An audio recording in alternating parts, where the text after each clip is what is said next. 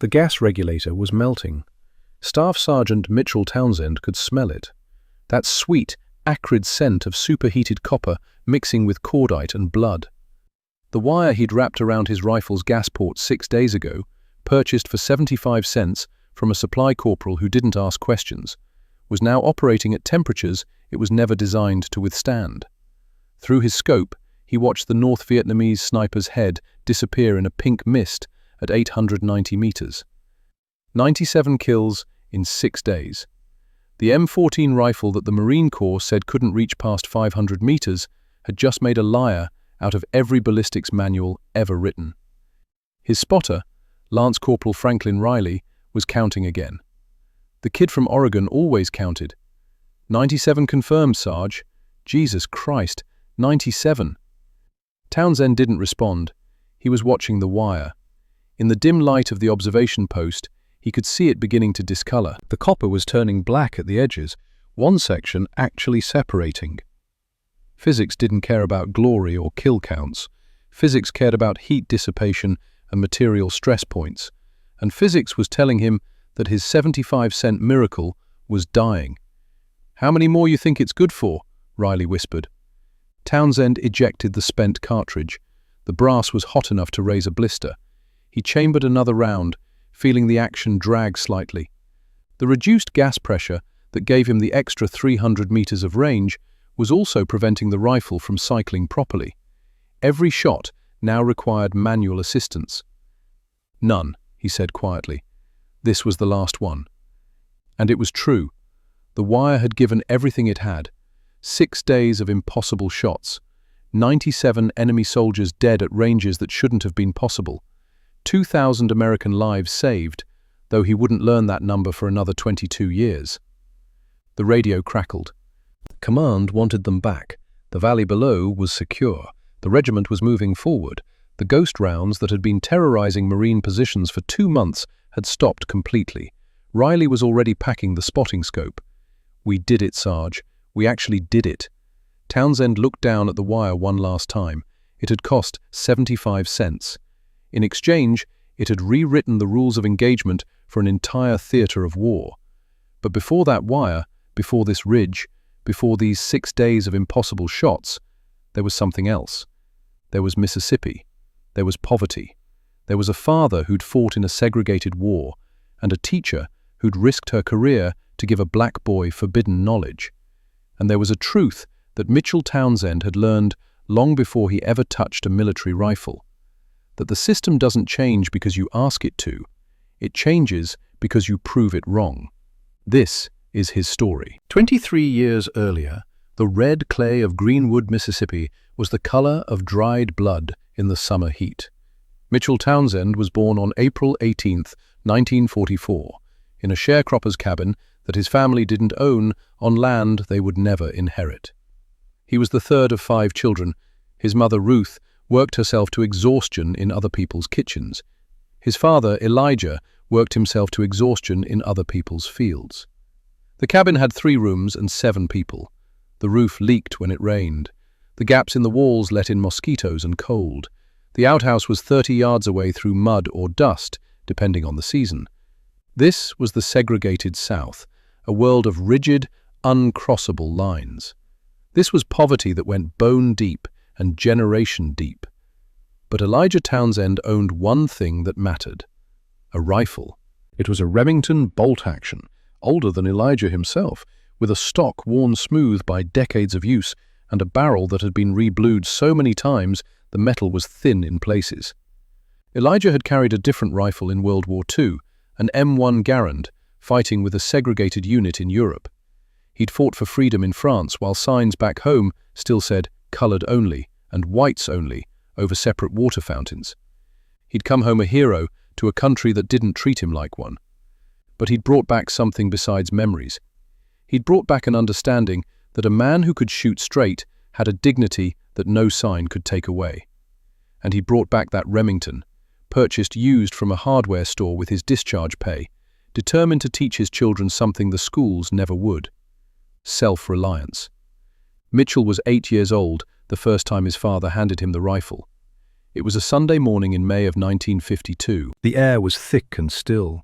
Elijah had set up 10 tin cans on a fence post at 50 yards. Mitchell's older brothers had already tried and failed. 2 hits out of 10 shots each. The rifle was heavy. The kick was brutal for boys their size. Elijah didn't mind. He was teaching patience, not marksmanship. Then it was Mitchell's turn. The boy took the rifle. His father hadn't explained stance or breathing or sight alignment. Those lessons came later, Elijah figured. This was just familiarization. Let the boy feel the weight. Let him understand the responsibility. Mitchell settled the stock against his shoulder. His father started to speak, to give him the first instruction, but something stopped him. The way the boy's left hand found the forestock, the way his right cheek naturally found the comb, the way his breathing slowed without being told. It was instinct, pure and inexplicable. Mitchell fired. The first can disappeared. Elijah blinked. Luck, probably. Mitchell worked the bolt. The motion was awkward but determined. He fired again. The second can fell. By the 5th can, Elijah wasn't breathing. By the 9th can, his hands were shaking. Mitchell fired his 10th shot. The 10th can rang and spun and fell, 9 out of 10, at 50 yards, first time touching the rifle. Elijah took the weapon back with trembling hands. He looked at his 8-year-old son. He looked at the fence post with 9 cans scattered in the dust. He looked back at the boy. "Son," he said slowly, "you got something I can't teach. You got something nobody can teach." Mitchell just shrugged. It had seemed easy, natural. The cans were right there. You just put the sight on them and squeezed. But Elijah knew better. He'd trained hundreds of men in the army. He'd seen natural shooters before. This was different. This was a gift that appeared maybe once in a generation. And it had appeared in a black sharecropper's son in Mississippi in 1952, which meant it was a gift that would be ignored, suppressed, or wasted. Unless Elijah did something about it.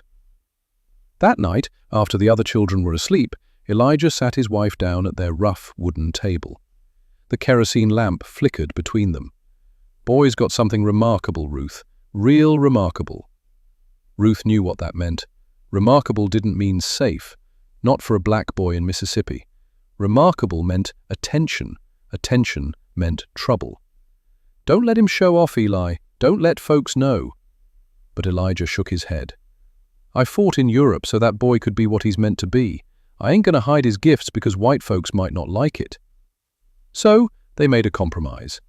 Mitchell would learn to shoot, but quietly, privately, in the woods before dawn or after dusk, away from eyes that might resent a black child excelling at something traditionally reserved for white men. For the next 6 years, Mitchell and his father disappeared into the pine forests around Greenwood 3 mornings a week.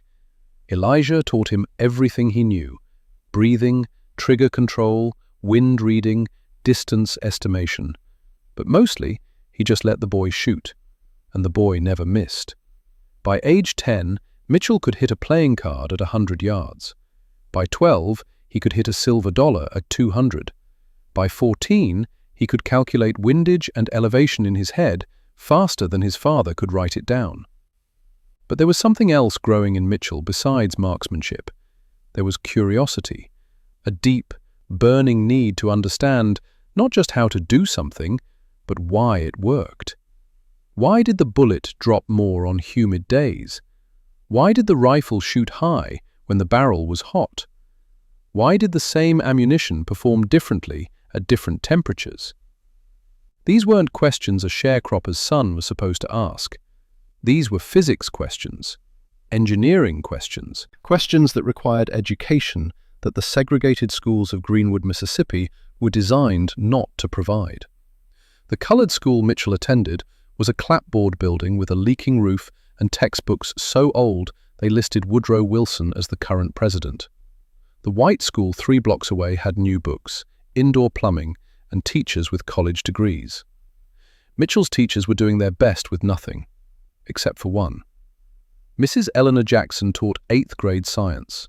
She was 53 years old, had a master's degree from a black college in Alabama that Mississippi refused to recognize, and she had spent 30 years watching brilliant black children hit a ceiling that had nothing to do with ability and everything to do with skin color. She noticed Mitchell during his first week in her class. The lesson was simple machines: levers, fulcrums, mechanical advantage, standard curriculum. Mitchell's hand went up. Mrs. Jackson, does the same principle apply to firearms? The leverage of the trigger affecting the firing pin? The classroom went silent. It was 1958. Black boys in Mississippi didn't ask questions about the mechanics of weapons in school. It was the kind of question that could bring the wrong kind of attention. But Mrs. Jackson saw something in that question. She saw a mind that wasn't just absorbing information. It was connecting it, applying it, extending it. After class, she asked him to stay. "Mitchell, how much do you know about firearms?" He hesitated. His father's warnings about showing off echoed in his head. But Mrs. Jackson wasn't white. She was asking in a classroom, not interrogating on a street corner. "My daddy taught me to shoot, ma'am. I've been doing it since I was 8. "And the physics? Where did you learn the physics?" "I didn't learn it, ma'am. I just think about why things work the way they do." Mrs. Jackson made a decision in that moment that would cost her sleep, risk her job, and change a young man's life. "Come to my classroom after school tomorrow. Don't tell anyone." The next afternoon, Mitchell returned. Mrs. Jackson locked the door behind him and placed a book on her desk. It was thick, technical, with equations and diagrams covering every page. Internal Ballistics, a fundamental approach to artillery and small arms design. It was a college textbook, advanced college, engineering level, the kind of book that wasn't supposed to exist in a colored school in Mississippi. "I'm lending you this," she said quietly. "You're not to show it to anyone. You're not to tell anyone you have it. If anyone asks, you don't know where it came from. Understood?" Mitchell picked up the book with reverent hands. The weight of it, the smell of it, the promise contained in those pages. "Why are you doing this, ma'am?" Mrs. Jackson looked at him for a long moment. "Because I've taught long enough to recognize genius when I see it. And because genius in a black child in Mississippi is supposed to be wasted. I won't be party to that waste." That night, under the dim glow of a kerosene lamp in the cabin he shared with 6 other people, Mitchell Townsend opened the textbook and began to read. He didn't understand most of it. The mathematics were beyond his 8th grade education. The terminology was foreign. But he understood enough. He understood gas pressure. He understood barrel harmonics. He understood the relationship between powder burn rate and muzzle velocity. And most importantly, he understood that what he'd been doing instinctively had names. Scientific names, mathematical foundations, principles that could be learned, tested, refined. For the next 3 years, while his classmates studied from outdated textbooks about subjects that had no practical application in their segregated world, Mitchell Townsend studied ballistics at a college level. He read that textbook cover to cover 7 times. He worked through every equation. He built models in his mind of gas systems, rifling twist rates, and bullet flight dynamics. And he never told anyone. His father knew something had changed. The questions Mitchell asked in the woods became sharper, more precise. He started talking about things like consistent bore axis pressure and optimal gas port positioning in a way that suggested he wasn't just parroting terms, he understood them.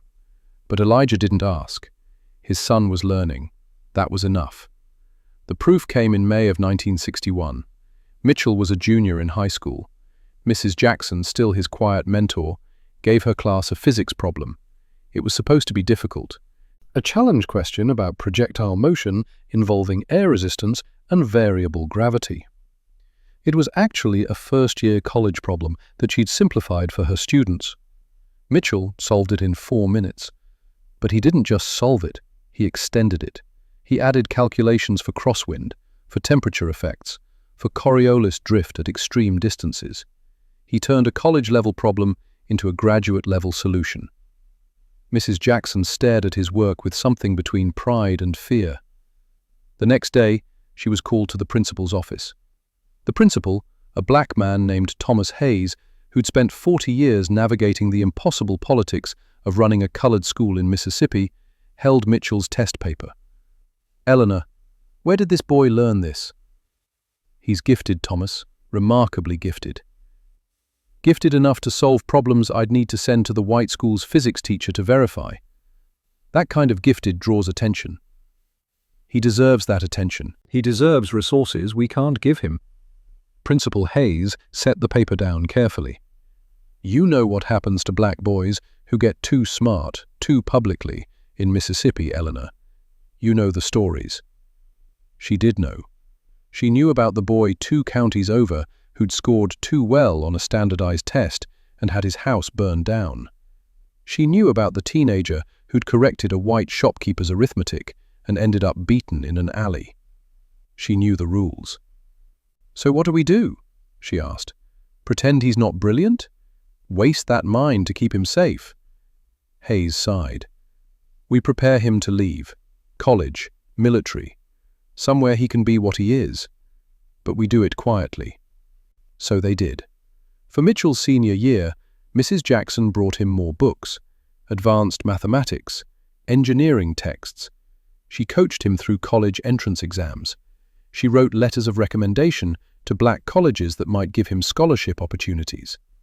But Mitchell had a different idea. In January of 1963, 4 months before his high school graduation, President Kennedy made a speech about the full integration of the armed forces. Not just on paper, like Truman had ordered, real integration, equal opportunity, based on merit. Mitchell listened to that speech on the radio in the cabin. His father was beside him. They didn't speak until it was over. "You thinking what I'm thinking?" Elijah asked. "I'm thinking it's time to see if merit actually matters." His mother cried when he told her. His siblings thought he was crazy. Mrs. Jackson understood, but worried. Principal Hayes shook his hand and said, "Make us proud. Show them what we knew all along." On January 23, 1963, Mitchell Townsend walked into the Marine Corps recruiting office in Greenwood, Mississippi. The recruiter, a white sergeant with a crew cut and a bored expression, looked up. "Help you, boy?" Mitchell set his high school transcript on the desk. It showed perfect grades in mathematics and science. It showed test scores in the top 1%. It showed a young man who should have been heading to college. "I want to enlist." The recruiter glanced at the transcript, then at Mitchell, then back at the transcript. "Why the Marines? You got grades for college. Hell, you got grades for colored college." "Because I'm good with rifles, Sergeant, and I'm tired of being good at something in secret." Something in the recruiter's expression changed. Maybe it was respect. Maybe it was curiosity. Maybe it was just recognition that the young man standing before him wasn't going to be dissuaded. "All right, but I'm going to warn you. Paris Island don't care about your grades, and it especially don't care about colored boys with attitudes. You sure about this?" Mitchell thought about his father's rifle. He thought about Mrs. Jackson's books. He thought about 9 tin cans at 50 yards and a college physics problem solved in 4 minutes. He thought about 20 years of being told, in 1,000 subtle and not-so-subtle ways, what a black boy from Mississippi was and wasn't allowed to be. I'm sure. 6 weeks later, he stepped off a bus at the Marine Corps Recruit Depot, Paris Island, South Carolina. It was March of 1963. The integration of the military was official policy. The reality was about to be tested. The drill instructors were waiting. Staff Sergeant Raymond Wilkins was a 38-year-old veteran of Korea, with a face like weathered granite and a voice that could strip paint. He'd trained thousands of recruits. He had no particular love for integration, no particular hate for it either. He cared about one thing, whether a Marine could fight. That first day, standing at attention in the cold rain, Mitchell heard Wilkins lay out the rules. "I don't care where you came from. I don't care what you did before. Every one of you is equally worthless until you prove otherwise. The Marine Corps wants riflemen. If you can shoot, you matter. If you can't, you don't. Simple as that." Mitchell believed him. That was his first mistake. The second mistake was thinking that official policy meant practical equality. His platoon had 43 recruits. 4 were black. The other 39 were white boys from farms and cities and towns across America, raised with the same casual racism that permeated Mississippi. Some were hostile, most were indifferent, none were friendly. The bunks were assigned alphabetically. Mitchell ended up between two white recruits from Alabama who made it clear, through silence more than words, that they didn't appreciate the arrangement. After the first night, they requested transfers. Denied. After the second night, they started pushing Mitchell toward the end of the barracks, away from them. The drill instructors saw it. They didn't stop it. Not officially. But Wilkins pulled Mitchell aside on the third day. "Townsend, you having problems with your bunkmates?" "No, sir." "You a liar, Townsend?" "No, sir." "Then let me rephrase. Are your bunkmates having problems with you?" Mitchell hesitated. "Yes, sir." "You gonna let that stop you?" "No, sir." Wilkins studied him. "Good, because here's the truth. Some of these boys never met a colored man before, except maybe as a servant. They got ideas.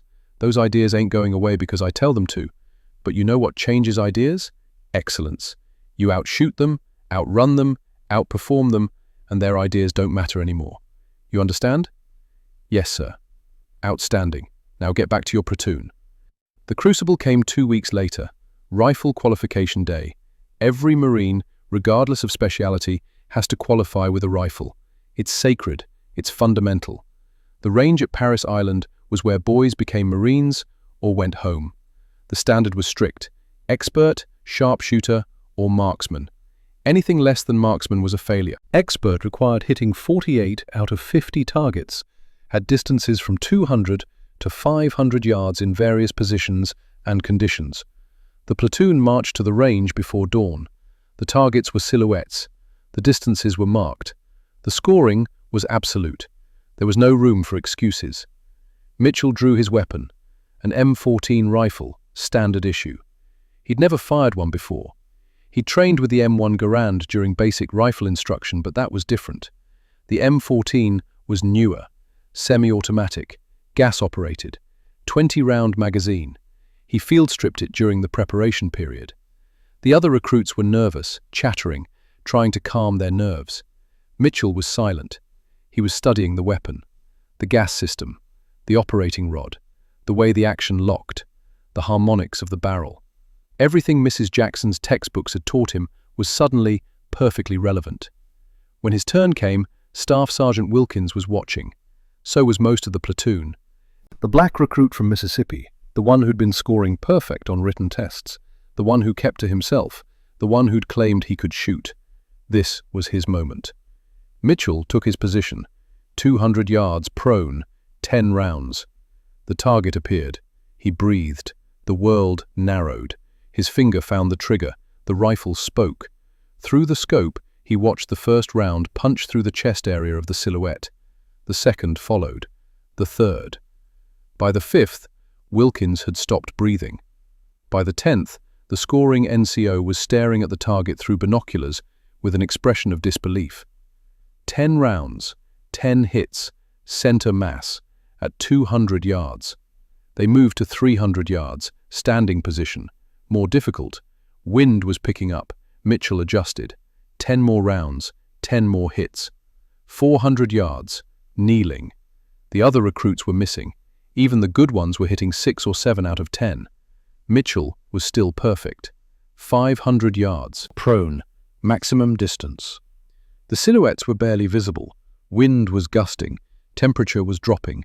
Mitchell chambered his first round. He thought about his father, about 9 tin cans, about a teacher who'd risked her job, about 20 years of being told he wasn't enough. He fired. The round hit. By the time he was done, the range had gone silent. 48 out of 50 targets. Expert qualification. The 2 misses were because of ammunition inconsistency at maximum range, not shooter error. The scoring was verified 3 times. No one could believe it. A recruit, on his first live-fire qualification, had just shot one of the highest scores in the training battalion. Wilkins walked over slowly. He looked at the target sheets. He looked at Mitchell. He looked back at the sheets. "Private Townsend." "Yes, sir." "Where did you learn to shoot like that?" "My father, sir, started when I was 8. "Your father teach you to shoot that rifle specifically?" "No, sir." "First time I've fired an M14. Wilkins' jaw tightened. He glanced at the other drill instructors. They were watching. The whole platoon was watching. This was a moment, a decision point. "Private Townsend," Wilkins said loudly, so everyone could hear. "I don't care if you're purple with yellow polka dots. You shoot like that, you got a future in my Marine Corps. Understood?" "Yes, sir." It wasn't acceptance, it wasn't friendship, but it was respect. And in the Marine Corps, in 1963, respect was currency. The hostility from his bunkmates didn't disappear overnight, but it changed. They still didn't want to be his friend, but they wanted him on their fire team. They wanted him covering their sector. Because at the end of the day, Marines value one thing above all else: competence. Mitchell Townsend had just proven he was the most competent rifleman in the platoon. But Paris Island had one more lesson to teach him. It was week 7. Close quarters battle training. The platoon was working through a mock village when one of the recruits, a private named Henderson from Georgia, had a malfunction. His M16 jammed during a live fire exercise. Stoppage drill failed. The weapon was locked up solid. The drill instructor was furious. "Henderson, you're dead. Dead Marines because you can't maintain your weapon." Henderson was panicking. The instructors were circling. The rest of the platoon was watching another recruit fail, which meant they all failed. Mitchell stepped forward. "Sir, request permission to assist." The instructor spun. "Townsend, this ain't your problem." "Sir, I can fix it." "You got 30 seconds before I fail this entire exercise." Mitchell took the rifle. He didn't have tools. He had his hands and knowledge. The jam was a double feed complicated by a broken extractor. In daylight, with proper equipment, it was a 10-minute fix. In a dark bunker during a live fire exercise, it was nearly impossible. He cleared it in 28 seconds. The rifle was operational. Henderson stared. The instructor stared. The platoon stared. "How the hell did you do that, Townsend?" "Gas system knowledge, sir. Understood the pressure points. Once you know why it's jammed, you know how to clear it." That night, after lights out, Henderson came to Mitchell's bunk. The Alabama boys who'd refused to speak to him for 6 weeks pretended not to notice. "Townsend, that thing you did today, where'd you learn that?" Mitchell thought about internal ballistics textbooks read by kerosene lamp, about a teacher who'd given him forbidden knowledge, about physics that didn't care about segregation. Books, Henderson, just books and practice. From that moment forward, Mitchell became the platoon's unofficial armorer. When a weapon malfunctioned, they came to him. When a zero was off, they asked him. When the mechanics didn't make sense, He explained it. He graduated from Paris Island in May of 1963, with expert rifle qualification, top marks in weapons maintenance, and a reputation as the best shot in the training battalion. His drill instructor, Staff Sergeant Wilkins, pulled him aside on graduation day. "Townsend, you should be going to Scout Sniper School. You know that, right?" "Yes, sir." "You going to apply?" "Yes, sir." "You know it's not going to be easy. That community, it's tight, old school. They don't like outsiders." Mitchell understood what Wilkins wasn't saying. "They don't like black Marines." "I understand, sir." "Good luck, Private. You're going to need it." The application to Scout Sniper School was submitted in June. The response came in August. Application denied. All available slots filled. Mitchell requested clarification. No response. He applied again during his first deployment. Denied again. insufficient operational experience. By 1966, he'd been in the Marine Corps for 3 years. He'd served with distinction. He'd been promoted to corporal, then sergeant, then staff sergeant. He'd qualified expert with every weapon system the Corps used. He'd become the go-to weapons specialist in his infantry battalion. But the door to Scout Sniper School remained closed. The official reasons varied: slots filled, wrong time, insufficient recommendations. But the real reason never changed. The Scout Sniper community in the mid-1960s was a small, insular, almost exclusively white fraternity. Integration might be policy, practice was different. So, Mitchell Townsend served in the infantry. He led fire teams, he maintained weapons, he trained new Marines, and he waited. The deployment orders came in October of 1966. 3rd Battalion, 5th Marines, the famous Dark Horse Battalion. Destination, the northern provinces, a place called Quang Tri. Mitchell had no idea that this deployment would change everything. The war he was walking into wasn't the one the generals had planned for. It wasn't conventional, it wasn't predictable, and the enemy had a new weapon that was killing Marines at distances they couldn't counter. A Soviet-designed sniper rifle called the Dragunov SVD. And waiting for him in that war was a young lance corporal from Oregon named Franklin Riley, a 19-year-old spotter who just lost his partner to a ghost round, a kid who was scared, talented, and about to witness something that would change warfare. But that part of the story begins with dust and death and 5 Marines dying while Mitchell Townsend watched through a scope, helpless, knowing that his rifle couldn't reach far enough to save them. That part begins with July of 1967. That part begins with the moment Mitchell Townsend decided that regulations, court-martial threats, and 75 years of military doctrine mattered less than the lives of the men depending on him. That part begins with a piece of copper wire. The Dragunov SVD was not supposed to exist. American intelligence had missed it. Soviet shipments into the Northern Territory were supposed to be AK-47s and RPGs and artillery shells, not precision weapons, not purpose-built sniper rifles with effective ranges that exceeded anything the United States Marine Corps could field at the infantry level. But in June of 1967, the bodies started telling a different story. 3rd Battalion, 5th Marines operated in Quang Tri Province, the northernmost region. The terrain was hostile, mountains and ridges and valleys that funneled movement into predictable routes. Perfect sniper country, and the North Vietnamese army knew it. Staff Sergeant Mitchell Townsend had been in country for 8 months when the pattern became clear. Marines were dying at distances that made no tactical sense. 700 meters, 800. Distances where return fire was impossible. Distances where the M14 rifles carried by American forces simply couldn't reach. The Marines called them ghost rounds, bullets that appeared from nowhere, from enemies they couldn't see, from positions they couldn't engage. Between January and June, 17 Marines from 3rd Battalion died to enemy sniper fire. All of them hit at ranges beyond 500 meters. All of them killed before they could identify the shooter's position. All of them dead before artillery support could arrive.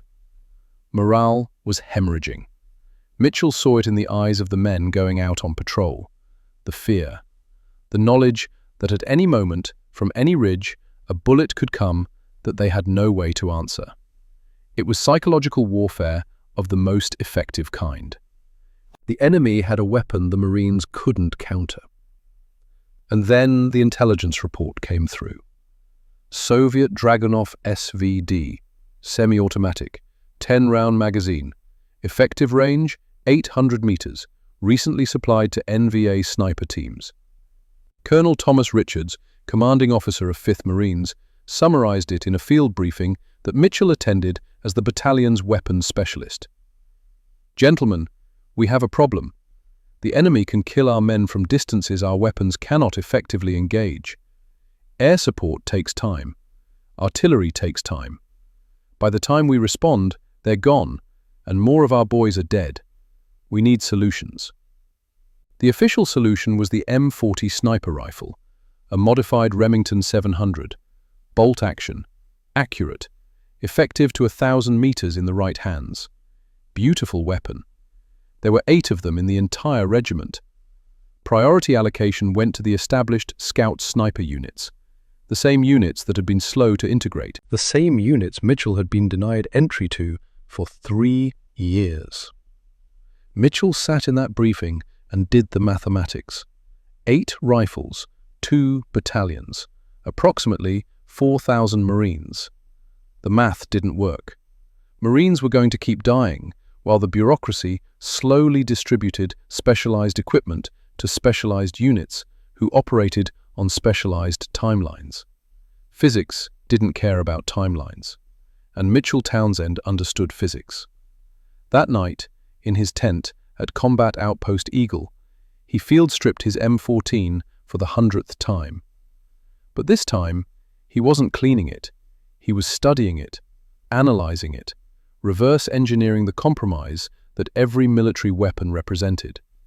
The M14 was a fine rifle, reliable, accurate enough, effective to 500 meters. But that effective range wasn't a limitation of the barrel or the ammunition, it was a limitation of the gas system. The rifle was semi-automatic, gas-operated. When a round fired, a small port in the barrel bled off some of the propellant gas. That gas drove a piston that cycled the action, ejecting the spent cartridge and chambering a new round. It was elegant. It was reliable. It was also a compromise. Because that gas, the gas being bled off to cycle the action, was energy that wasn't pushing the bullet. Energy lost to mechanical function instead of projectile velocity. The system was calibrated for reliability across all conditions: mud, sand, cold, heat. It had to work everywhere. But what if you didn't need it to work everywhere? What if you only needed it to work here, in this specific environment, for this specific purpose? What if you could reclaim that lost energy? Mitchell's hands moved to the gas port. It was a small hole drilled in the barrel, precisely sized to bleed off exactly the right amount of gas for reliable cycling. Standard specification, tested across millions of rounds. But specifications could be changed. If you restricted the gas port, less energy would be diverted to the action. More energy would stay behind the bullet. Higher muzzle velocity, flatter trajectory, extended range. The trade-off was obvious. Reduce the gas flow too much, and the action wouldn't cycle. The rifle would jam. It would become a single-shot weapon in the middle of a firefight. It was a calculated risk, a dangerous risk. It was also a court-martial offense. Modifying a service weapon violated at least 7 different regulations. If it failed, Marines could die. If it succeeded, but was discovered before he could prove its worth, Mitchell would be facing military prison. But the alternative was watching more Marines die at 700 meters while he held a rifle that could only reach 500. Mitchell looked at the scattered parts of his M14. He thought about Mrs. Jackson's textbook: internal ballistics, gas pressure, muzzle velocity. The physics didn't care about regulations. He made his decision. The next morning, he found Corporal Dennis Martinez in the battalion supply area. Martinez was a 22-year-old Mexican-American from Texas who had a reputation for being able to acquire items that weren't officially available. He also had a reputation for keeping his mouth shut. "Martinez, I need copper wire. 16 gauge. Electrical grade. About 2 feet. Martinez looked up from his inventory sheets. "What for?" "Does it matter?" "Depends on what you're willing to trade." Mitchell had been saving his cigarette ration. He didn't smoke, but cigarettes were currency. 5 packs. Martinez whistled. "Must be important. 5 packs buys a lot more than wire, usually." "The wire's easy. The not asking questions is what costs 5 packs. Something shifted in Martinez's expression. His voice dropped. "You doing something stupid, Townsend?" "I'm doing something necessary." Martinez studied him for a long moment. Then he reached under his desk and pulled out a small coil of copper wire. "My brother died 3 weeks ago. Echo Company. Sniper got him at 600 meters. I never even saw where it came from." Mitchell took the wire slowly. "I'm sorry." "You know what?" Martinez's eyes were hard. "Keep your cigarettes, Townsend. If that wire's for what I think it's for, and if it works, that's payment enough. You make those bastards pay." That night, while the rest of the platoon played cards or wrote letters home, Mitchell retreated to a dark corner of the outpost with his rifle, the wire, and a flashlight. He'd done the calculations 3 times. The gas port needed to be restricted by approximately 40%. Too little restriction, and the range gain would be negligible. Too much, and the action wouldn't cycle at all. He couldn't drill a new port. He couldn't machine custom parts. He had to work with what was available.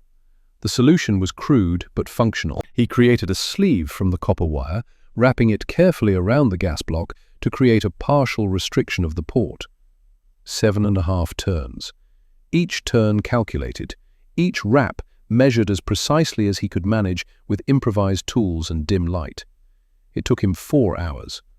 When he was done, The modification was almost invisible unless you knew where to look. A slight thickening around the gas block. Copper wire where only steel should be. 75 cents worth of hardware store material on a weapon system that had cost the United States government hundreds of dollars and decades of development. He was reassembling the rifle when a shadow fell across his work. Lance Corporal Franklin Riley stood there, eyes wide in the flashlight beam. Riley was 19 years old, skinny kid from Oregon, talented spotter with a gift for reading wind, but a nervous disposition that had earned him the nickname Jumpy. His previous partner had been killed by a sniper round 3 weeks earlier. The bullet had come through the scope while the Marine was observing an enemy position. Instant death. Riley had been lying right next to him. The kid had been rattled ever since. "Sarge," Riley whispered, his voice barely audible. "What are you doing to that rifle?" Mitchell considered lying, but Riley would be his spotter, the man whose job was to call wind and distance and keep him alive. He deserved the truth. "I'm changing the rules, Riley." That's a service weapon. You can't modify a service weapon. That's a court-martial. That's prison, Sarge." "Only if it doesn't work." Riley's hands were shaking. "And if it does work, then maybe we stop watching Marines die at ranges we can't engage." The younger Marine stared at the wire, at the rifle, at Mitchell. "You're out of your mind. You know that. They'll bust you down to private. They'll throw you in the brig. They'll end your career." Mitchell clicked the trigger guard back into place. The sound was sharp in the quiet night. "My career doesn't matter if good Marines keep dying because we're following rules that don't match reality." "Jesus Christ, Sarge, if that thing blows up in your face, then you drag my body back and tell them I was a fool. But if it works, Riley, if it actually works, then maybe you won't have to watch another partner die through a scope." Riley went pale. The memory was still too fresh. His voice came out strangled. "That's not fair. War's not fair. Physics doesn't care about fair. I'm just trying to make the math work in our favor for once." The kid was silent for a long moment. When he spoke again, his voice was steadier. "How much range you think it'll add?" "If my calculations are right, 200 to 300 meters. That puts us even with the Dragunov." "That's the idea. And if your calculations are wrong?" Mitchell looked down at the rifle. At 75 cents of copper wire wrapped around a gas system that controlled the fate of every round that rifle would fire. "Then I guess I'll find out the hard way." Riley shook his head slowly. "I'm going to be there when you test it, aren't I?" "You're my spotter." "Yeah, that's what I was afraid of." He turned to leave, then stopped. "For what it's worth, Sarge, I hope you're a genius and not just crazy." "Can't I be both?" For the first time in 3 weeks, Riley almost smiled. "Just don't get us both killed, all right?" "I'll do my best, kid." The rifle sat in the corner of Mitchell's tent for the next 36 hours, loaded, modified, untested. He couldn't test it. Firing it at the range would reveal the modification. Firing it in the field without authorization would be a violation. The first time that rifle spoke would be in combat. It was the longest 36 hours of Mitchell's life. The briefing came at 0500 on August 7th, 1967. Captain Gerald Morrison laid out the situation with the flat precision of a man who delivered too many bad news briefings. Intelligence reported significant NVA movement in the valley below Combat Outpost Eagle. Elements of 7th Marines would be moving through the area over the next 48 hours. Approximately 2,000 Marines transiting through terrain that was ideal for ambush. The Scout Sniper Platoon was tasked with providing overwatch. 6 two-man teams positioned on ridges overlooking the valley. Observe, report. Call in artillery if enemy positions were identified. Morrison's voice was hard. You observe and report. Engagement only if directly threatened. Is that clear? Staff Sergeant Walter Cunningham, the platoon leader, assigned positions. He was a career Marine who believed in 2 things: the Corps and the men he'd trained personally. Mitchell was neither. He'd been temporarily assigned to fill a gap caused by casualties. He was competent, but he wasn't one of them. Townsend, Riley, you've got observation post 3, Eastern Ridge. You'll have line of sight on the main approach routes. Cunningham's eyes locked on Mitchell. "You know the drill. Eyes on target, finger off trigger unless I say otherwise. Clear?" "Clear, Staff Sergeant." "Good, because if you fuck this up, it's my arse too." Mitchell and Riley moved out at 0600, 3 kilometers through difficult terrain to reach their position before first light. The modified rifle was heavy on Mitchell's back. Every step was a reminder that what he was carrying was technically contraband, an illegal modification that could end his career or save lives. He had no way of knowing which until he pulled the trigger. They reached OP3 just as dawn broke. It was a shallow depression on the eastern ridge, camouflaged with vegetation, offering a perfect view of the valley below and the northern ridgeline where NVA infiltration was most likely. Riley set up the spotting scope. Mitchell positioned the rifle on a sandbag rest, and then they waited. The morning passed with agonizing slowness. Local farmers in the valley, water buffalo, birds. Nothing military, nothing threatening. At 1400 hours, the first elements of 7th Marines appeared in the valley below. Columns of men moving cautiously through the open ground. By 1430, there were over 500 Marines visible. The reinforcement was proceeding exactly as planned. At 1438, everything changed. "Movement," Riley said suddenly, his voice tight and professional. "North Ridge, 2 o'clock, multiple figures." Mitchell swung his scope to the indicated position. His breath stopped. 6 NVA soldiers were setting up on the northern ridge, machine guns, fighting positions, and among them, 2 men carrying the distinctive profile of the Dragunov SVD, enemy snipers. Riley was already on the rangefinder. 820 meters to the nearest sniper, 850 to the ridge position, well beyond the 500-meter effective range of a standard M14, deep inside the killing zone where ghost rounds had been coming from for months. Mitchell kept his scope on the lead sniper. The man was settling into position, his spotter beside him. The Dragunov was aimed down into the valley, at 500 exposed Marines who had no idea death was being measured out above them. "Command, this is Sierra 3, Riley radioed, his voice professional, but Mitchell could hear the tremor beneath. "We have visual on enemy force, North Ridge, 6 to 8 individuals, including sniper teams with Dragunov. Request permission to engage. Over." The radio crackled. The voice that came back was dismissive, bored even. "Sierra 3, negative on engagement. Range is beyond your capability. We're scrambling air support. ETA 20 minutes. Maintain observation out." 20 minutes. Mitchell watched through his scope as the NVA sniper made final adjustments to his position, checked his scope, settled his breathing. In 20 minutes, that man would fire his first round. At 800 meters into a valley full of Marines who couldn't shoot back, couldn't even identify where the fire was coming from. In 20 minutes, Marines would start dying, and Mitchell Townsend would be watching, following orders, maintaining observation while good men died. Riley lowered the radio. His face was pale. "Air support's 20 minutes out, Sarge. Those Marines down there don't have 20 minutes. Once that shooter starts, he'll drop 5 or 6 before they even figure out where he is." Mitchell's eye never left the scope.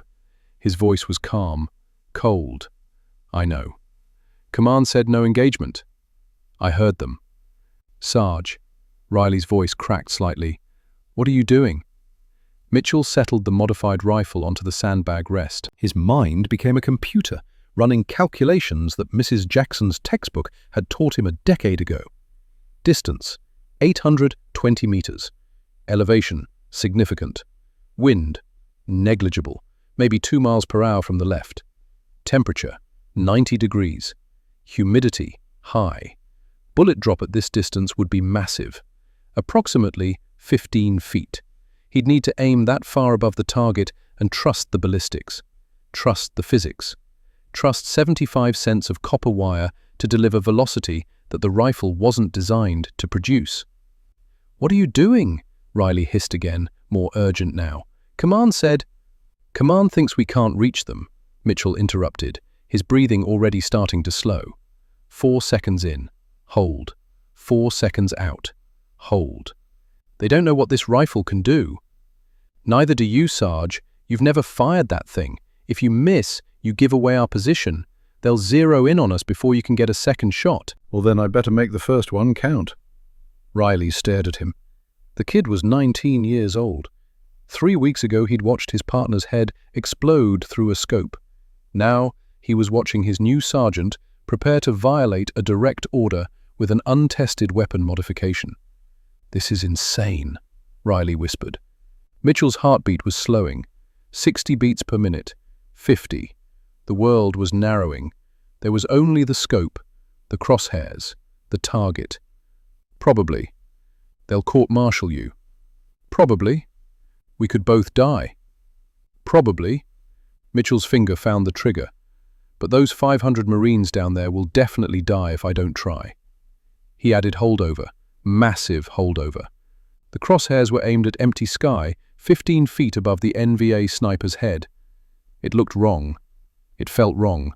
Every instinct said he was aiming at nothing, but physics didn't care about instinct. Between heartbeats, between breaths, in the space where thought stopped and action began, Mitchell Townsend squeezed the trigger. The M14 roared. It wasn't the familiar crack of a standard M14. It was sharper, more violent. The muzzle blast was different. The recoil was brutal, slamming into his shoulder with force he'd never felt from this weapon before. The rifle was working differently. The gas system was operating under new rules, more power staying behind the bullet, less going to cycle the action. Through the scope, 820 meters away, Mitchell watched the NVA sniper's head snap back. The man collapsed, blood mist hanging in the air where his skull had been. A hit, an impossible hit. Riley was speechless for half a second. Then his training took over. "Hit! Target down!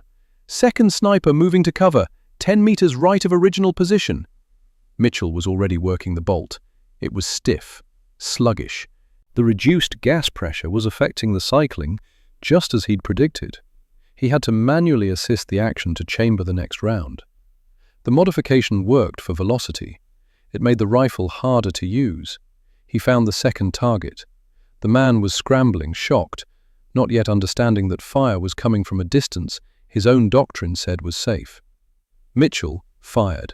The second NVA sniper fell. The remaining NVA soldiers were panicking now, scrambling for cover, trying to locate the source of fire that was coming from a range that shouldn't be possible.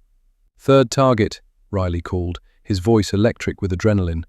"Machine gunner, 860 meters." Mitchell shifted, worked the stiff bolt, compensated for the greater distance, fired. The machine gunner was thrown backward from his weapon. "Command, this is Sierra 3. Riley was on the radio, no longer asking permission. His voice was shaking but determined. "We have engaged enemy positions. 3 confirmed kills at 800+ meters. Enemy snipers neutralized. Continuing engagement." The radio erupted with overlapping voices, questions, disbelief, demands for clarification. Mitchell wasn't listening. He was tracking his 4th target.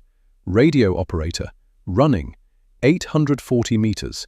He led the man, calculated the movement, fired. 4 shots, 4 hits.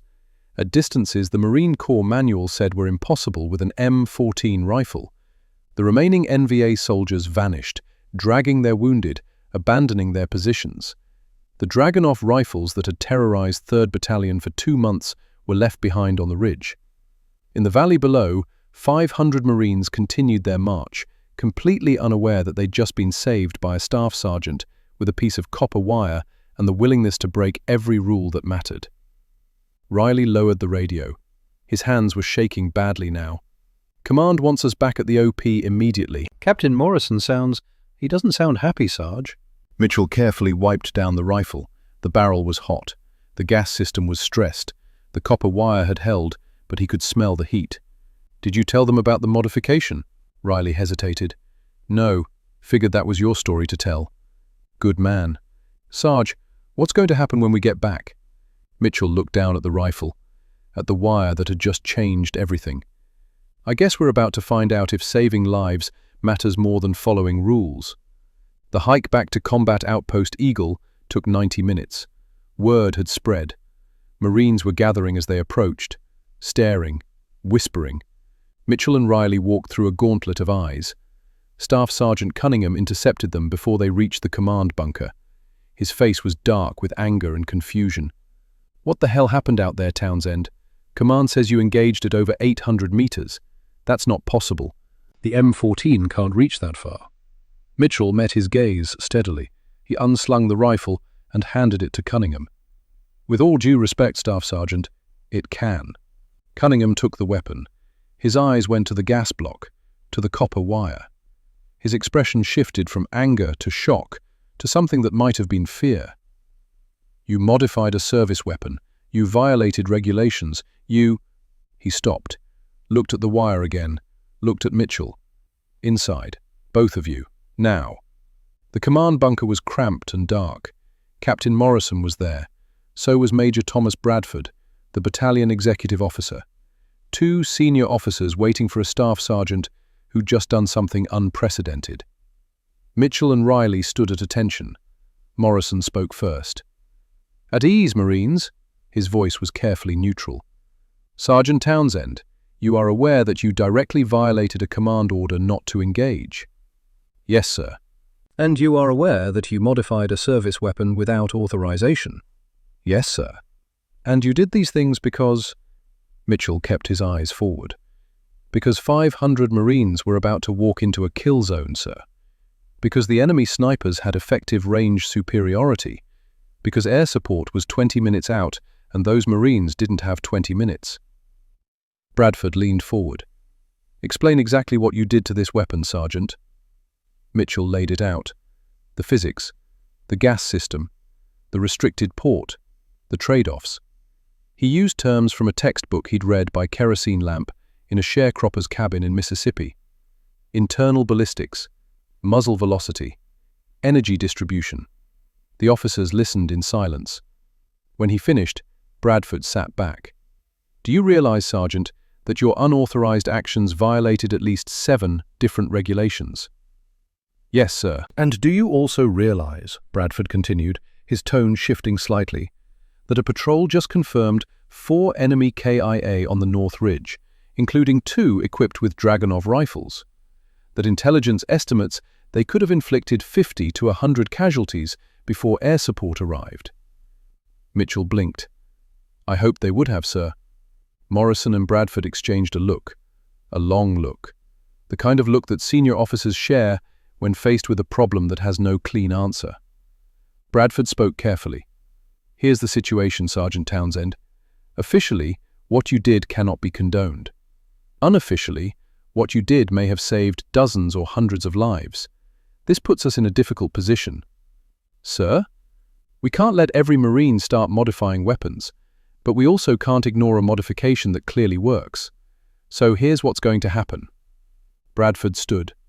"Effective immediately, you are assigned to Battalion Armory on special duty. You will work with our weapons specialists to refine and test this modification properly. If it proves viable, we'll submit it through proper channels. And as for your unauthorized actions," Morrison added, "there will be an official reprimand in your file." Mitchell's heart sank. A reprimand would follow him for his entire career. Bradford smiled slightly. "However, you'll find that reprimand carries very little weight when it's accompanied by a Navy Achievement Medal for innovation under fire." The world tilted. "Sir?" "Dismissed, Sergeant. Get that rifle to the armory. We have work to do." Outside the bunker, Riley was waiting. His nervousness had been replaced by something like awe. "What happened?" Mitchell looked at the rifle in his hands, at 75 cents of copper wire that had just rewritten doctrine. "I think I just got promoted and demoted at the same time." Riley actually laughed. It was the first time Mitchell had heard him laugh since his partner died. "Only you, Sarge. Only you." But the wire's work wasn't done. Over the next 5 days, Mitchell Townsend and his modified M14 became a legend that whispered through 3rd Battalion. Day 2, August 8th. Mitchell and Riley returned to Overwatch positions. The NVA hadn't yet realized what had changed. 18 kills, ranges from 740 to 850 meters. The gas regulator held. The rifle cycled sluggishly but reliably. Riley was getting better at calling wind at extreme distances. "You're a natural at this, kid," Mitchell told him after their 6th confirmed kill. "I'm just scared of missing," Riley admitted. "Scared that you'll take a shot based on my numbers and it won't connect. Then we'll adjust and shoot again. That's how it works." But they didn't miss, not once that day. Day 3, August 9th, 23 kills. The copper wire was getting hot. Mitchell could feel it through the handguard between shots. By the 15th kill, Riley noticed, "Sarge, is that wire smoking?" It was. Faint wisps. The heat was breaking down the copper. They took turns. After every 5 shots, Riley would swap in a fresh wire wrap that Mitchell had prepared the night before. 30 seconds with tools. Crude field maintenance of a modification that wasn't supposed to exist. It worked. The NVA were confused now. Radio intercepts showed it. Reports of American snipers with new weapons and impossible range. Enemy sniper doctrine was being rewritten in real time. Day 4, August 10th. The NVA brought in counter-snipers.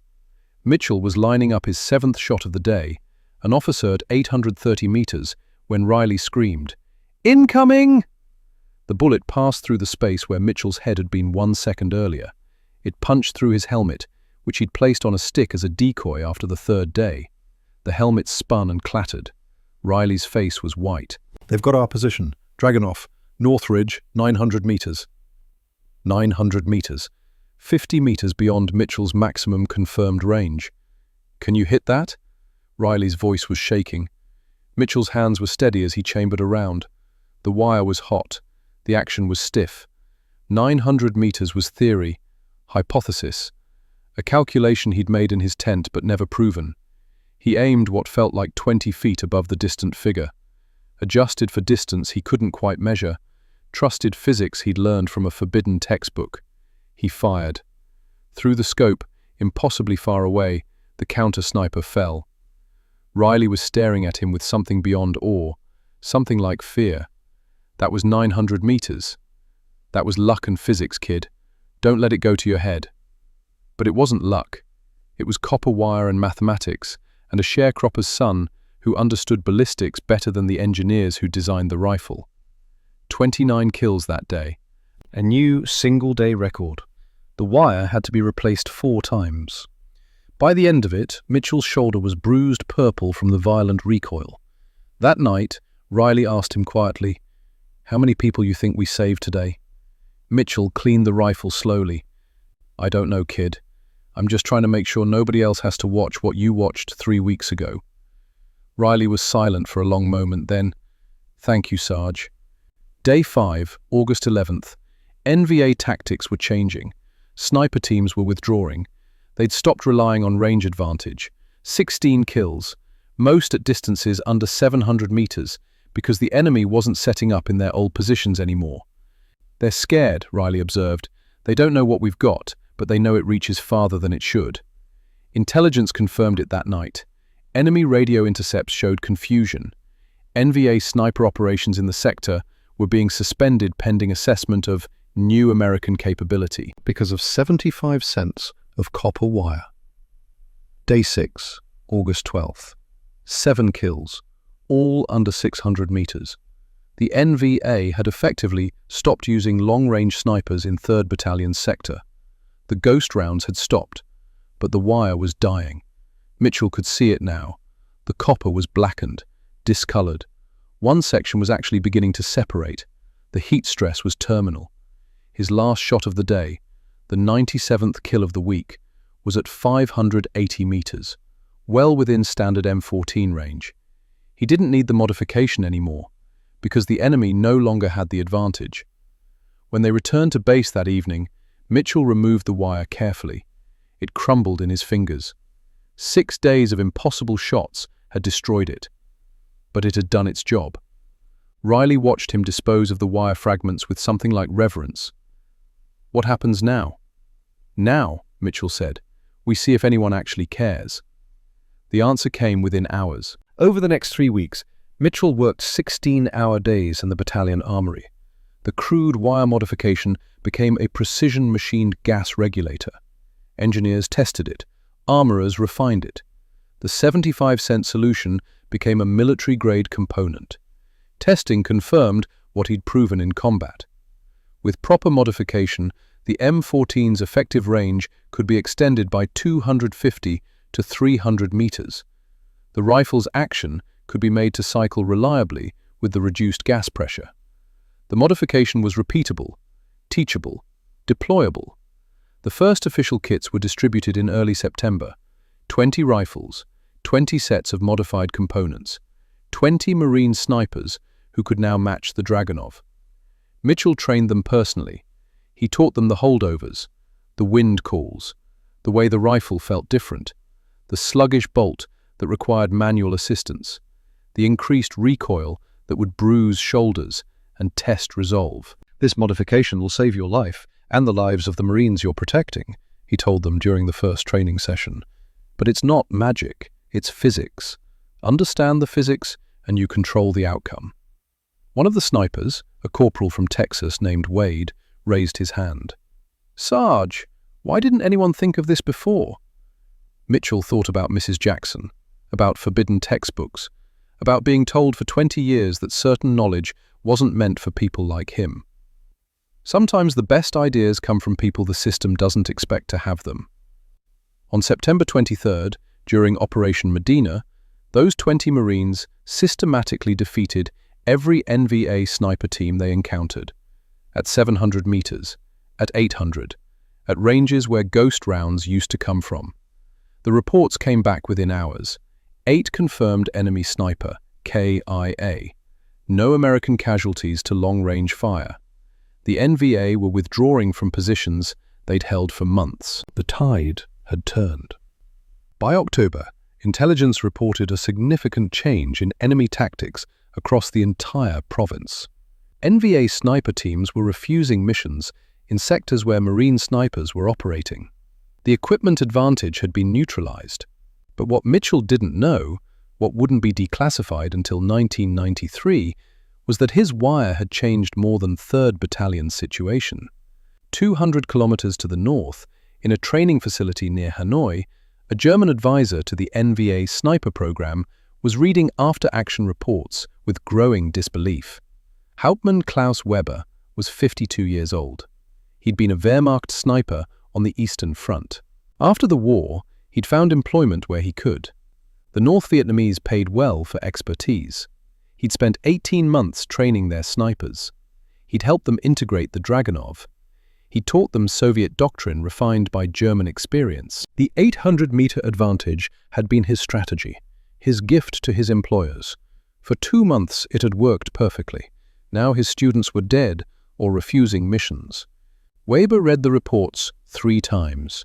American sniper, multiple kills, ranges that should have been impossible for the M14 rifle, systematic defeat of Dragunov-equipped teams. He drafted his report to the NVA command with clinical precision. Analysis of recent combat actions in Quang Tri province indicates American forces have developed capability to engage at extended ranges previously thought exclusive to SVD platform. Recommend immediate tactical withdrawal of precision teams from contested sectors until American capability can be assessed and countered. Preliminary evaluation suggests individual innovation rather than systemic procurement. Single operator, possibly multiple, utilizing modified existing platform. This represents significant tactical adaptation at field level. Historical note: Wehrmacht experienced similar adaptive innovation during Stalingrad campaign when Soviet forces modified Mosin Nagant rifles for urban combat. Individual creativity in response to tactical necessity. Conclusion: we are losing to innovation, not technology. Weber added a handwritten note at the bottom. It would only surface when the documents were declassified decades later. One man, one weapon, one brilliant modification. The Americans have found someone who understands that doctrine is temporary, but physics is permanent. Recommend we learn from this before more of our people die. Weber's recommendation was accepted. By November, NVA sniper operations in Quang Tri province were effectively suspended. The ghost round stopped across the entire region. A third Marine Division report, classified until 1993, estimated the strategic impact. Implementation of extended-range modifications to M14 platform has neutralized enemy sniper advantage in northern provinces.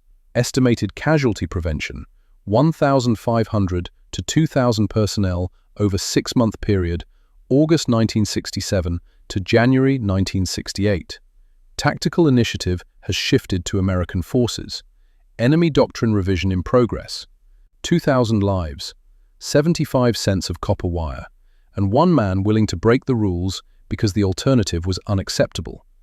The Navy Achievement Medal arrived in October. Mitchell received it in a brief ceremony. No photographers, no press, just his battalion commander pinning metal to his chest. Captain Morrison shook his hand. "You did good, Townsend. You proved that sometimes the best ideas come from the men actually fighting the war."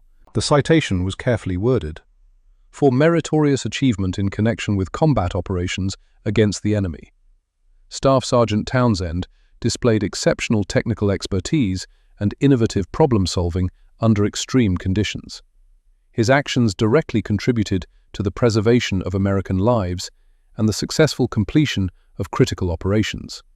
His dedication and professionalism reflect great credit upon himself and are in keeping with the highest traditions of the Marine Corps. No mention of the unauthorized modification, no mention of the violated orders, no mention of 75 cents of wire. The official reprimand in Mitchell's file was 1 paragraph. The medal citation was 2 pages. Anyone reading his service record would understand which mattered more. But there was one more document that meant everything to Mitchell. Technical Manual TM-09-1005-223-10, published in December 1967, included a new appendix, Field Modifications for Extended Range Applications. The text was dry, technical, filled with specifications and procedures. It explained the gas port restriction, the expected velocity increase, the trade-offs in reliability, the proper installation procedures. It credited Field Innovations with no specific name attached. Mitchell read it in the battalion library one afternoon. Riley was with him, still his spotter, still his friend.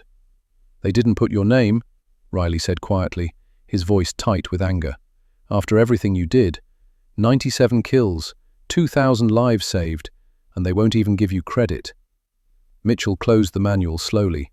He thought about his father teaching him to shoot in secret woods, about Mrs. Jackson risking her career to give him forbidden knowledge, about 20 years of being told that a black boy from Mississippi wasn't supposed to be brilliant at anything that mattered. "Don't need my name on it, kid. Just need it to work." Riley's voice was fierce. "That's some bullshit, Sarge. You saved 2,000 people, and they won't even acknowledge it. They'll teach your modification in every sniper school, but they won't say you invented it." Mitchell smiled. It was tired but genuine. "Welcome to being black in America, Riley. You do twice the work for half the recognition. But you know what matters? Those 2,000 Marines are alive. They're breathing. They're going home to their families. Physics doesn't care about my name, and neither do I." "It matters to me," Riley said. "It should matter to everyone."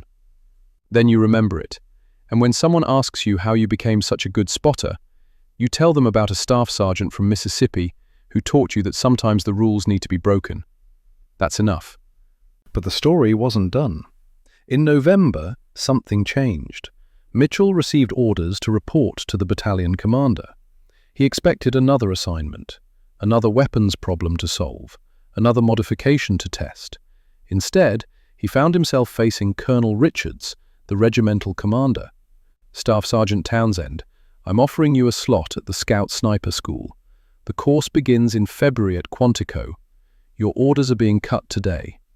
Mitchell stood at attention, trying to process what he'd just heard. The door that had been closed for 3 years was suddenly open.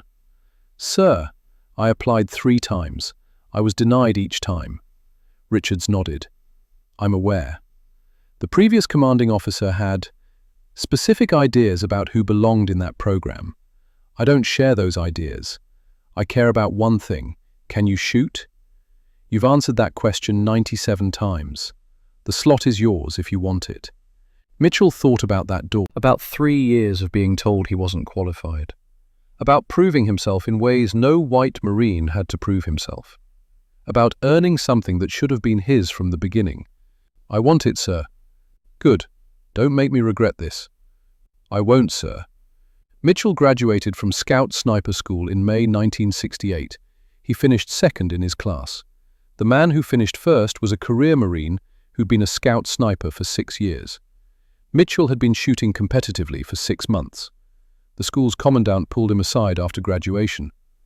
Townsend, I read the reports from Quang Tri. I know what you did with that rifle. That kind of thinking, that kind of innovation, that's what this community needs. I'm offering you an instructor position. We need people who can teach Marines to think, not just shoot. Mitchell accepted. For the next 3 years, he taught at Scout Sniper School. He taught marksmanship, he taught ballistics, But most importantly, he taught problem solving. Don't just learn the doctrine, he told his students. Understand why the doctrine exists. Then, when the situation changes, you'll know how to change with it. The enemy gets a vote. The terrain gets a vote. Physics always gets a vote. Your job is to understand all those votes better than anyone else. One of his students, a young lance corporal named Martinez, asked him once, Sarge, is it true you killed 97 enemy with a modified M14? It's true.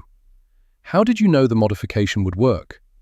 Mitchell thought about a kerosene lamp, about forbidden knowledge, about a teacher who believed that genius shouldn't be wasted. I understood the physics, and I was willing to risk being wrong. What if you'd been wrong? Then I'd be dead. But the Marines in that valley would be dead anyway. Sometimes you have to risk everything, because the alternative is watching good men die. Martinez was quiet for a moment. Then, they should put that in the manual, Sarge. They won't, but maybe you'll remember it when it matters. In 1971, Mitchell Townsend left the Marine Corps. 8 years of service, 2 tours, 97 confirmed kills, a Navy Achievement Medal, an official reprimand that no one cared about, and a modification that was now standard training at every Marine sniper school. He went home to Mississippi, not to Greenwood, but to Jackson, the state capital. He used his GI Bill to finish his degree in mechanical engineering. The same universities that wouldn't have admitted him in 1962 welcomed him in 1971. Progress. Slow, painful, but progress. He graduated in 1974. He found work as an automotive engineer at a manufacturer in Tennessee.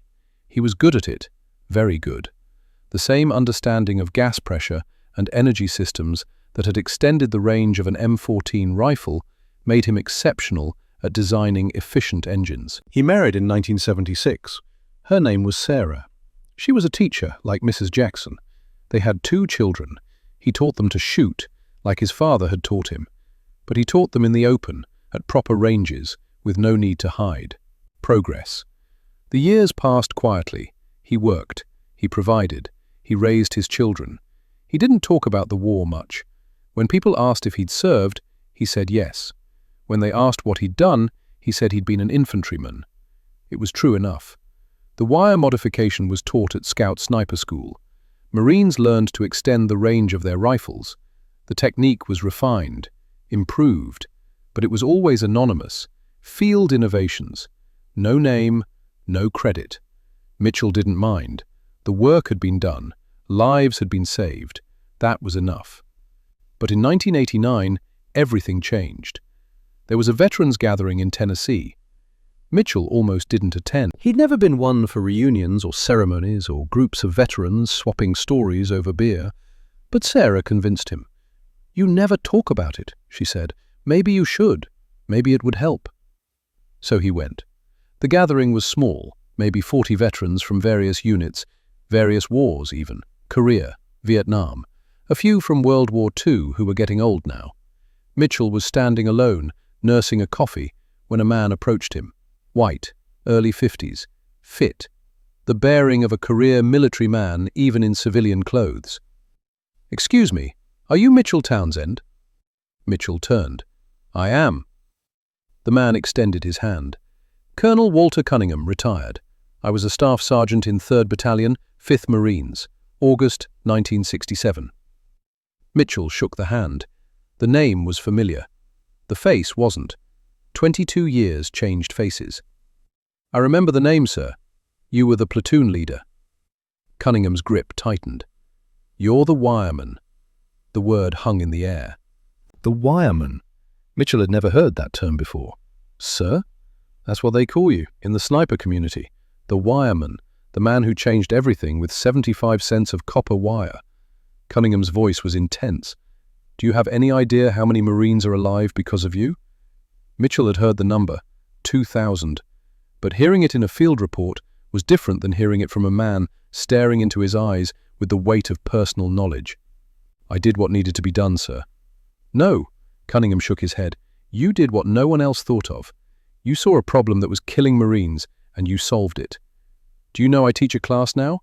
At the War College, about tactical innovation, about empowering junior leaders. Your wire is the case study, the example of what's possible when we let smart people solve problems instead of waiting for perfect solutions from headquarters. Mitchell didn't know what to say.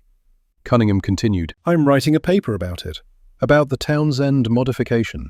It's going to be published in the Marine Corps Gazette. I came here specifically to find you, to get your story, to make sure people know your name. Sir, I don't need... It's not about what you need, it's about what's right. Cunningham pulled out a notebook. Will you tell me the story? The real story? Not the sanitized version in the technical manuals. They talked for 3 hours. Mitchell told him about Mrs. Jackson, about the forbidden textbook, about 9 tin cans at 50 yards, about Paris Island and the door that wouldn't open, about Martinez and the wire, and Riley and the 6 days that changed everything. Cunningham took notes, asked questions, pushed for details. When Mitchell was done, the colonel sat back. This needs to be told. People need to know that genius doesn't come from where we expect it, that some of our best innovations come from people the system tried to keep out. I don't know if I want that attention, sir. Cunningham smiled. Too late. The story's too good and too important. The Marine Corps needs to know that sometimes the best ideas come from the bottom up, that we need to listen to our sergeants and corporals and lance corporals. That rank doesn't equal innovation. The paper was published in March 1991 in the Marine Corps Gazette. The Townsend Modification, Innovation Under Fire. It told the whole story. The childhood in Mississippi, the teacher who risked everything, the talent that was denied, the wire that saved 2,000 lives, and the man who proved that genius doesn't wait for permission. The response was immediate. Letters came from Marines across the country, from veterans who'd served in Vietnam, from active duty snipers who'd learned the modification without knowing its origin, from officers who saw the strategic implications, from historians who recognized the significance. Mitchell Townsend, the man who'd gone 30 years without recognition, was suddenly famous in the military community. The Marine Corps responded officially in June 1991. A letter from the commandant arrived at Mitchell's home in Tennessee. Staff Sergeant Townsend, it has come to our attention that your contributions to Marine Corps combat effectiveness have not been adequately recognized. We would like to correct that oversight. In September 1991, Mitchell was invited to Quantico as a guest of honor. The invitation included travel for his entire family, Sarah, his children, now grown. They would attend a ceremony at the Scout Sniper School. Mitchell almost declined. He'd built a quiet life. He didn't need ceremonies or recognition. But Sarah convinced him again. They're not doing this for you, she said. They're doing it because other Marines need to see that the system can admit when it's wrong. Go. Let them make it right. They flew to Virginia in late September. The ceremony was scheduled for a Friday afternoon. Mitchell expected something small, a brief presentation, maybe a plaque, something he could accept graciously and then return to his quiet life. He was wrong. The ceremony was held at the Scout Sniper School's main auditorium. When Mitchell and his family arrived, the parking lot was full. He could hear voices inside, many voices. They were escorted to a waiting room. A Marine major was there, young and professional. Staff Sergeant Townsend, there are approximately 200 Marines in that auditorium, active duty scout snipers, instructors, some veterans who wanted to be here. They're all here for you. Mitchell's chest tightened. Sir, You don't have to say anything if you don't want to, but they need to see you. They need to know that what you did matters, that innovation matters, that thinking matters. The Major led them to the stage entrance. Mitchell could hear the commandant of the school speaking. A man who proved that the best solutions sometimes come from unexpected places.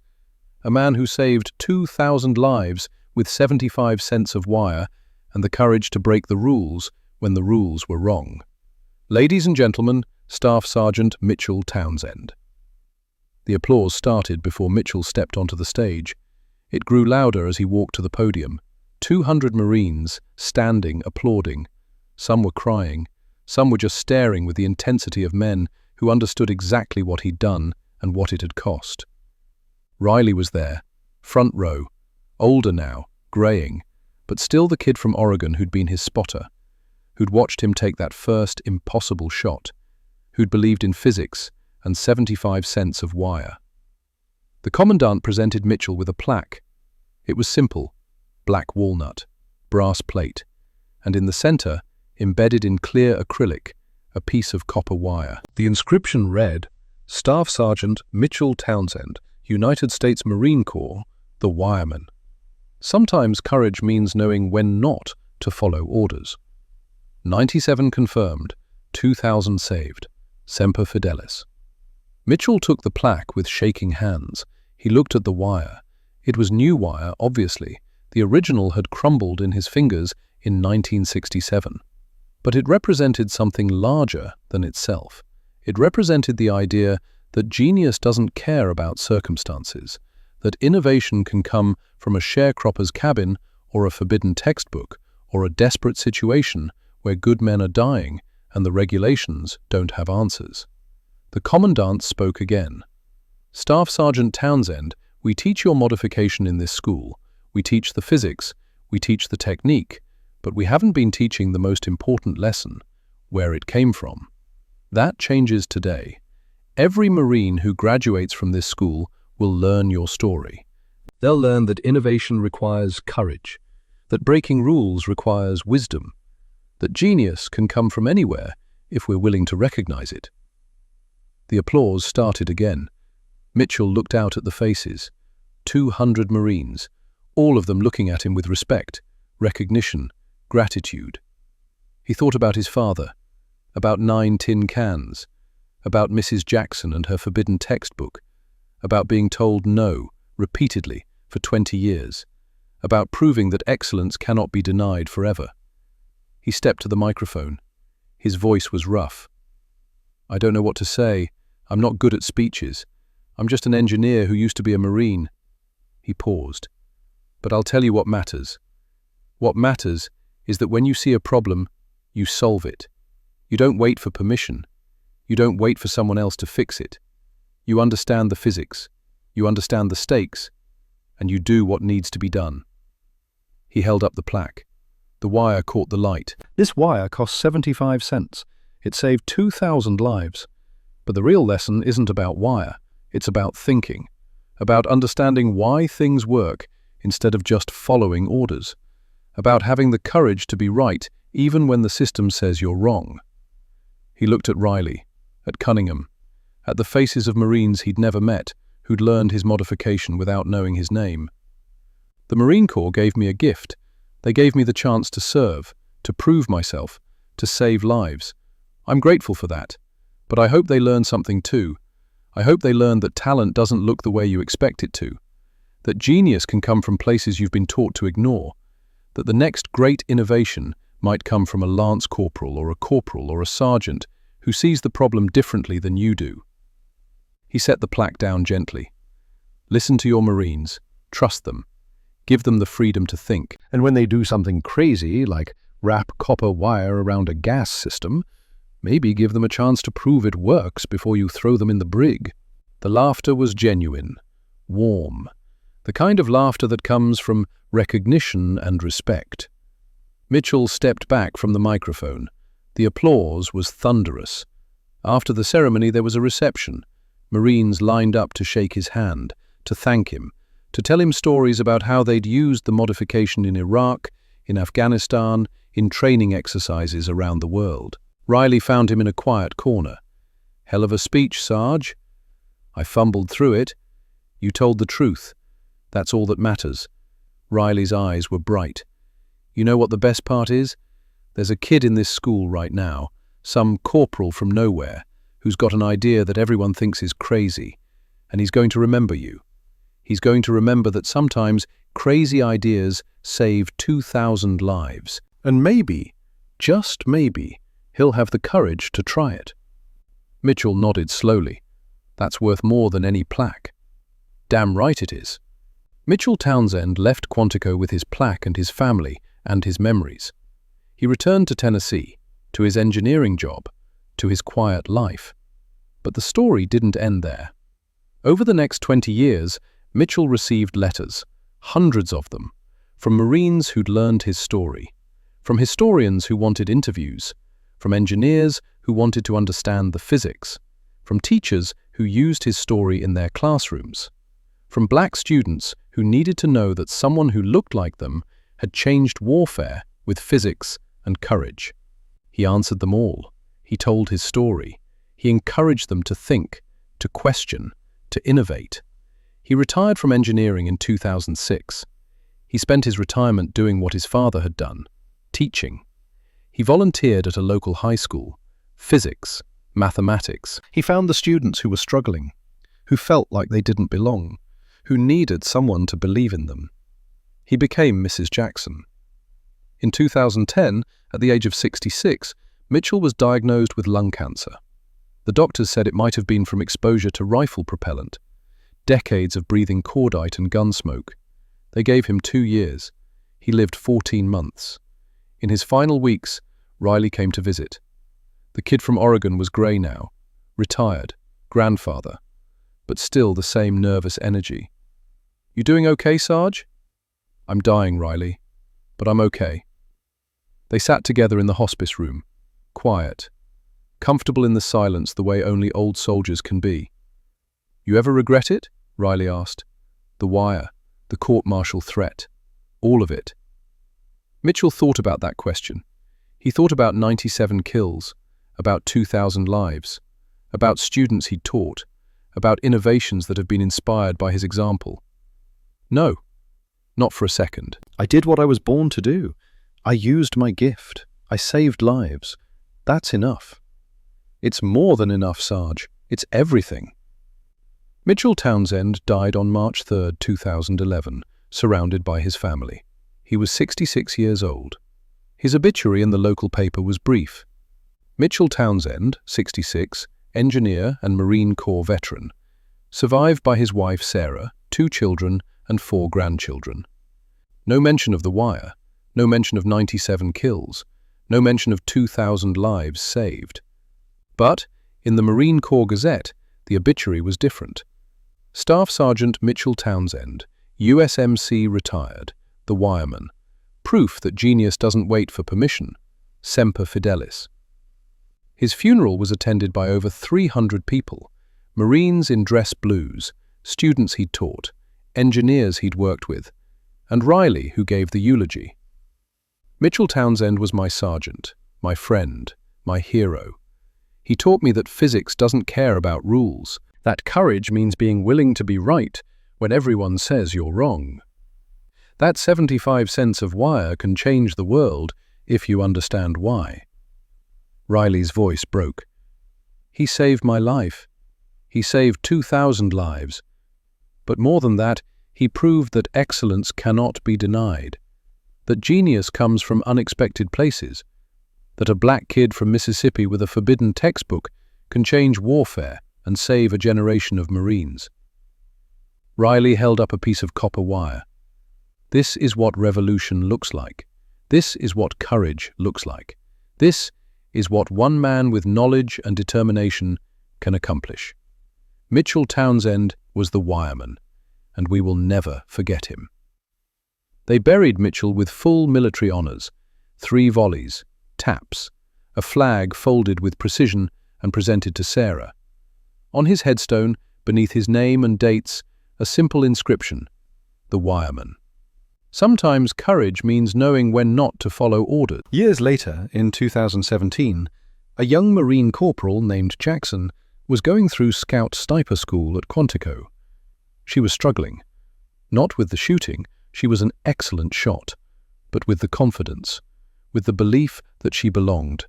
She was black, she was a woman, she was everything the Scout Sniper community hadn't traditionally been. Her instructor noticed. After a particularly difficult day, he pulled her aside. "Corporal Jackson, you're one of the best shots in this class, but you're hesitant. Why?" "Sir, I don't see a lot of people who look like me here." The instructor nodded. "Come with me." He led her to the school's museum, past displays of rifles and scopes and equipment, to a corner display she'd never noticed before. There was a plaque, black walnut, brass plate, and in the center, embedded in clear acrylic, a piece of copper wire. "Read that," the instructor said. She read about Mitchell Townsend, about Mississippi, about Mrs. Jackson, about 9 tin cans and a forbidden textbook, about 75 cents of wire that saved 2,000 lives. She read about a man who proved that genius doesn't care about circumstances. When she finished, she was crying. "He looked like me," she whispered. "He did, and he changed everything, with physics and courage and a refusal to accept that rules mattered more than lives." The instructor's voice was firm. "You belong here, Corporal Jackson, not despite who you are, but because of who you are. Because different perspectives see different solutions. Because the next great innovation might come from you." He pointed at the wire. "That's your legacy. That's what you're inheriting. The wireman proved that excellence cannot be denied. Now it's your turn to prove it again." Corporal Jackson graduated second in her class. She went on to become one of the most effective scout snipers in the Marine Corps. She taught others. She innovated. She pushed boundaries. And when someone asked her why she became a sniper, she told them about a man named Mitchell Townsend, about 75 cents of copper wire, about physics and courage, and the refusal to accept that the system knows better than reality. The story continues. In every Marine who learns the Townsend modification, in every sniper who extends their range and saves lives, in every person who looks at rules and says, "Maybe there's a better way," in every student who finds a teacher willing to risk everything to unlock their potential, in every innovator who proves that genius doesn't wait for permission. Mitchell Townsend died in 2011, but the wireman lives forever, in the physics that doesn't care about circumstances, in the courage to break rules when lives are at stake, in the truth that excellence, once proven, cannot be denied. 75 cents of copper wire changed warfare. But the real legacy is this. One man proved that the system doesn't define what's possible. You do. The Marine Corps teaches the Townsend modification to this day. They teach the physics, they teach the technique, and now they teach the name. Mitchell Townsend, the wireman, the man who proved that genius doesn't wait for permission. Semper Fidelis.